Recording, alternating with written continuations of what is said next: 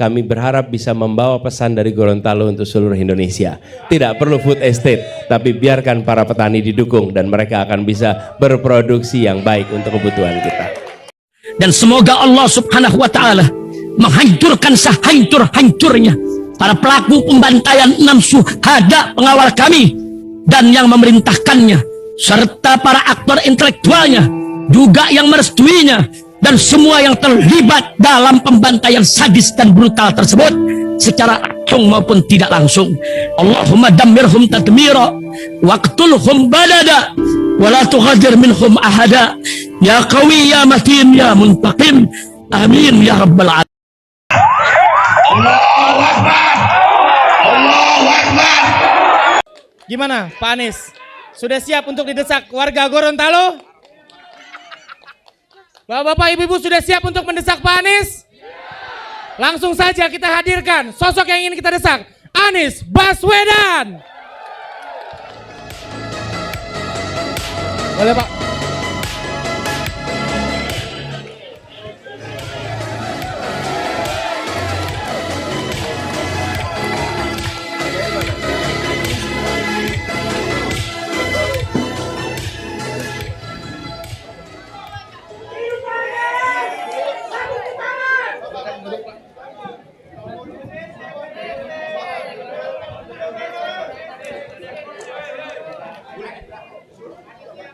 Ya, bapak-bapak, ibu-ibu boleh duduk supaya yang di belakang kelihatan, supaya yang di belakang juga bisa nonton. Mohon.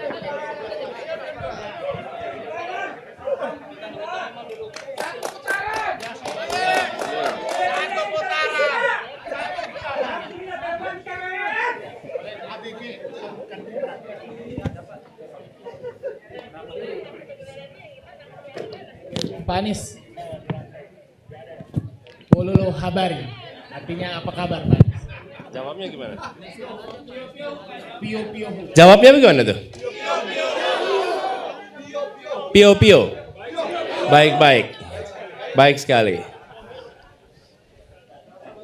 Boleh Pak Anies disambut dulu kawan-kawan dari Gorontalo. Assalamualaikum warahmatullahi wabarakatuh. Selamat siang, salam sejahtera semuanya. Senang sekali akhirnya saya bisa sampai ke tanah Gorontalo ini. Pak Rahmat ini udah ngundang beberapa kali, diniatkan berkali-kali. Alhamdulillah, begitu selesai tadi malam debat langsung siap-siap berangkat ke Gorontalo. Alhamdulillah. Alhamdulillah, dan kita kumpul semua di sini. Daerah apa ini tempat kita kumpul ini? Bonebo Lango. Oke, siap. Jadi ini judulnya mau desak ini ya. Perasaan tadi malam udah ada desak-desakan. Nah, yuk kita teruskan, silakan. Pak, sesi debat resmi ketiga semalam seru banget ya. Nah, buat bapak-bapak, ibu-ibu di sini pada nonton nggak debat semalam? Pada nonton nggak? Gimana? Oh ya, jadi kita patut berbangga bahwa setelah sesi debat semalam, Gorontalo menjadi provinsi pertama yang dikunjungi Pak Anies. Tepuk tangan dulu. Yang merasa performa Pak Anies semalam keren banget, boleh tepuk tangan. Pak Anies sendiri gimana Pak? Puas dengan performa semalam? Alhamdulillah, kita syukuri yang sudah kita lewati. Ya. Alhamdulillah. Pak Anies ini kan sudah berada di atas panggung. Dan Ya. sudah siap untuk dihujani dengan desakan-desakan dari warga Gorontalo. Siap, bismillah. Oke, kalau gitu. Pak Anies, gimana Pak perjalanan Bapak menuju Gorontalo? Kayaknya ini bukan pertama kalinya Pak, betul? Pertama kali ini? Oh ini pertama kali? Pertama kali. Pertama kali tiba di Gorontalo. Kalau berinteraksi dengan teman-teman dari Gorontalo sudah banyak sekali. Tapi datang ke tanah Gorontalo ini kali pertama, dan beberapa jam pertama ini mengesankan sekali. Jadi saya tadi mulai dengan ziarah ke pahlawan nasional, Nani Wartabone. Dan kemudian Tadi saya bilang bahwa di Gorontalo ini kami merasakan ada banyak orang-orang yang berjasa. Ini kita mengobrol pakai bahasa Indonesia. Ada orang-orang yang berjasa. Siapa misalnya? JS Badudu. Dari mana itu? Gorontalo. Sastra Indonesia, HB Yasin. Dari mana? Gorontalo. Jadi banyak pakar-pakar juga, termasuk Pak Habibie, Pak Katili, kemudian Pak Tayyip Muhammad Gobel, nih ayahnya Pak Rahmat Gobel. Jadi walaupun jarak kilometer dari Jakarta itu jauh, tapi rasanya datang ke sini seperti datang ke keluarga sendiri. Masya Allah. Amin. Oh ya, Pak Anies, Desak Anies volume 13 ini spesial betul karena mengangkat tema soal pertanian dan untuk pertama kalinya diadakan di sawah. Tepuk tangan dulu Bapak Ibu-ibu. Kayaknya kita nggak perlu. Iya, ini pertama kali depan di sawah ini kita bikin acara ini. Iya betul. Siap. Oke, kita mungkin nggak perlu berlama-lama. Karena kita ingin dengar gagasan, pikiran dari Pak Anies, apa bisa mengatasi masalah yang dihadapi oleh para petani di Gorontalo ini. Pak Anies siap didesak? Siap. Siap. Baik, kita masuk ke segmen 1. Gimana Nis?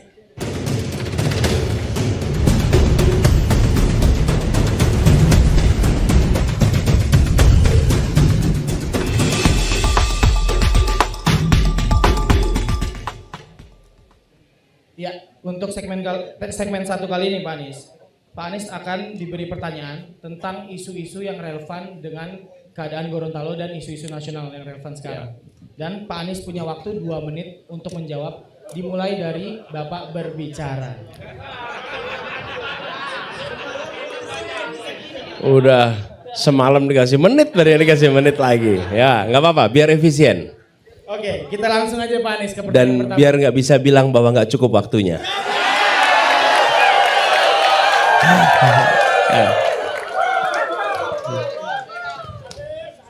Kita langsung mulai ke pertanyaan pertama Pak Anies. Siap. Selamat datang di Gorontalo Pak Anies. Bapak ini capres pertama yang datang ke tanah Gorontalo. Ini tentunya membuat bangga masyarakat Gorontalo. Sekaligus bertanya-tanya, pemilih di Gorontalo ini kan jumlahnya tak banyak Pak Anies. Jaraknya juga jauh. Apa alasan Bapak jauh-jauh datang ke Gorontalo? Ketika datang dan bertemu dengan rakyat Indonesia, maka itu bukan soal jumlah, tapi soal bagaimana kita berjuang bersama untuk Indonesia lebih baik bagi seluruh rakyat Indonesia. Jadi bukan soal jumlahnya, dan Gorontalo ini kami datang khusus karena di sini terkenal dengan produk pertaniannya. Bagaimana Gorontalo punya potensi yang sangat besar. Kita tahu ada jagung, ada coklat, ada kelapa, dan singkong. Dan singkongnya di sini berhasil.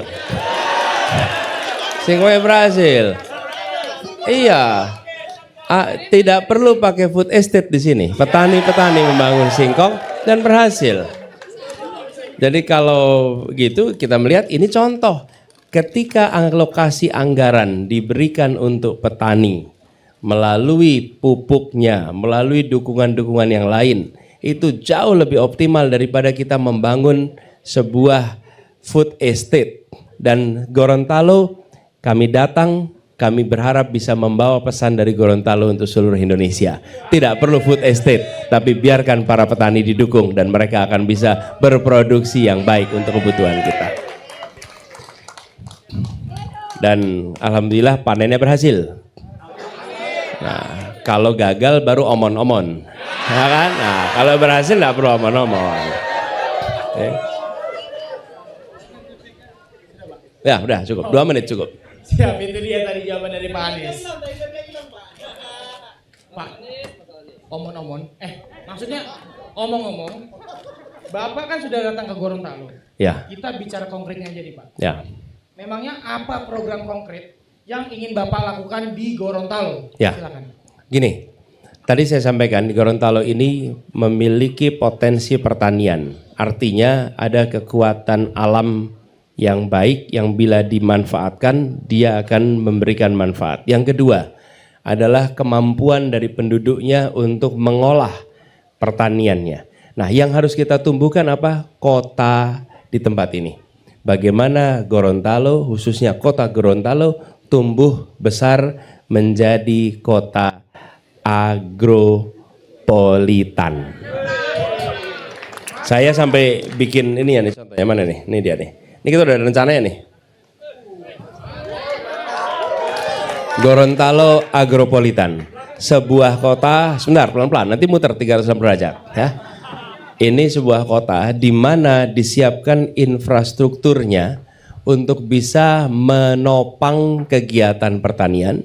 Yang kedua, meningkatkan nilai tambah atas produk pertanian.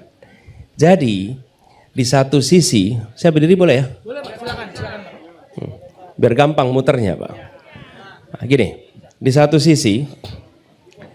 sisi produk pertanian ini memerlukan pasokan dan kota menjadi penyedia jasanya.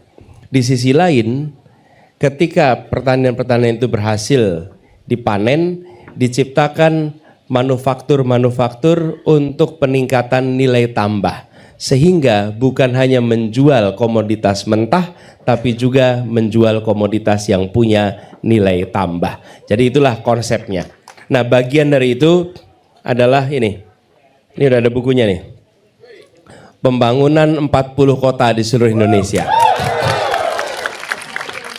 Ini 40 kota ini adalah kita berencana mengupgrade kota-kota yang ada di seluruh Indonesia. Kita tidak ingin pembangunan menimbulkan ketimpangan. Karena itu kita memilih bukan membangun satu tempat besar-besaran, tapi lebih dari 40 tempat secara serius ditingkatkan sebagai kota yang lebih maju, kota yang lebih berkembang. Inilah konsep pembangunan 40 kota di Indonesia. Salah satunya adalah Gorontalo. Itu salah satunya.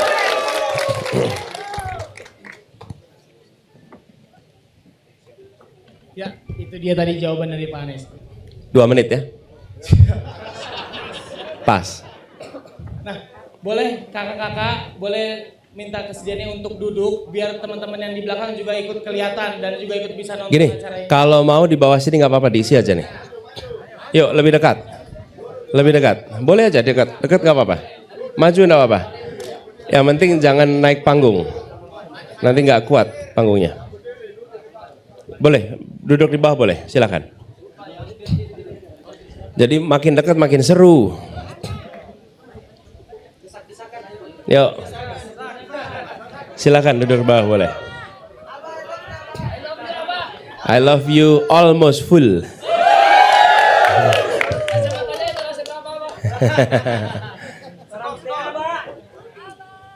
Siap.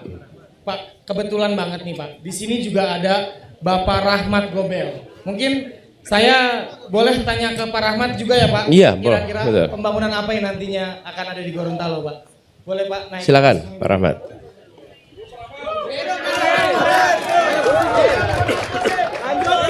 Terima kasih. Saya dapat jatah 10 menit. Terima kasih Pak Anies sudah pertama berkenan datang ke Gorontalo dan beliau satu-satunya baru yang pertama kali datang capres di sini. Jadi kalau saya dengan Pak Anies dulu sama-sama di Menteri Kabinet di era pertama, ya di gelombang pertama. Enggak lulus, saya nggak di reshuffle lulus. Saya lulus summa cum laude, Pak Anies cum laude. Gimana Pak Anies? Pak, jadi Pak Rahmat Gobel ini kalau sarjana itu magna cum laude. Di atasnya summa cum laude. Magna cum laude. Kalau saya hanya cum laude. Jadi karena satu perguruan, jadi bicara tentang pembangunan Gorontalo, saya kira kita dengar Pak Anies. Karena sama pemikirannya dengan Pak Anies. Nah, betul kan? Bicara agropolitan, kalau saya bicara tentang pertanian, itu sama kan? Nah, jadi kita kasih waktu Pak Anies yang bercerita tentang agropolitannya itu. Setuju ya? Nanti di Siap. waktu tempat lain kesempatan saya jelasin kalau ada yang belum jelas. Saya kira gitu Pak, Bapak Presiden. Siap. Bapak nggak mau jelasin dulu pertaniannya? Apa tadi saya bilang Bapak Presiden? Sebelah sini? Sebelah sana? Amin. Siap. Dan ini Pak Rahmat, kalau boleh saya sampaikan. Tadi yang saya sampaikan tentang kita membangun kota untuk satu pasokan kebutuhan pertanian, yang kedua adalah industri meningkatkan nilai tambah, itu cocok bukan? Bukan kebutuhan di Gorontalo. Sangat cocok. Kita banyak petani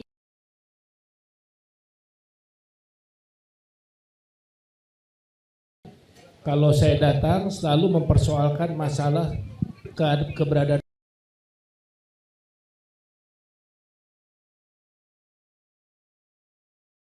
pupuk dan bibit pada waktu mau musim tanam. Betul kan?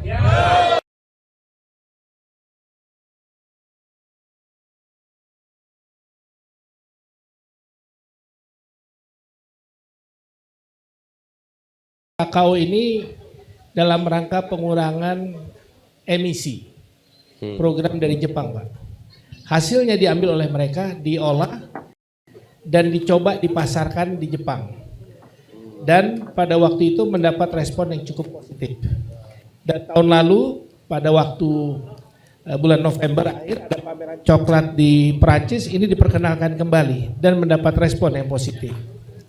Jadi tanah Gorontalo ini tanah yang subur sebetulnya Pak. Untuk pertanian tanam apa aja bisa. Nah perlu memang ada dukungan yang lebih fokus. Bagaimana untuk bisa menanam berbagai macam jenis dan meningkatkan Ya. produksinya. Dan ini ya Pak Rahmat, Bapak Ibu sekalian, teman-teman petani, banyak persoalan-persoalan di bidang pertanian itu yang bukan membutuhkan kerumitan ilmu, kerumitan teknologi. Yang dibutuhkan adalah keseriusan dalam menangani dan menuntaskan. Begitu ada keseriusan, selesai masalahnya. Tapi kalau tidak dikerjakan dengan serius, tidak selesai. Insya Allah nanti kita seriusi untuk bereskan persoalan ini. Oke, sip. Makasih Pak Rahmat. Itu dia tadi, terima kasih Pak Rahmat. Pak Anies, Ini buat saya coklatnya nih. silakan Pak. Dicoba Pak. Boleh dicoba ya? Kalau saya coba nggak menimbulkan ketimpangan nanti. Ada yang dapat, ada yang tidak itu nanti.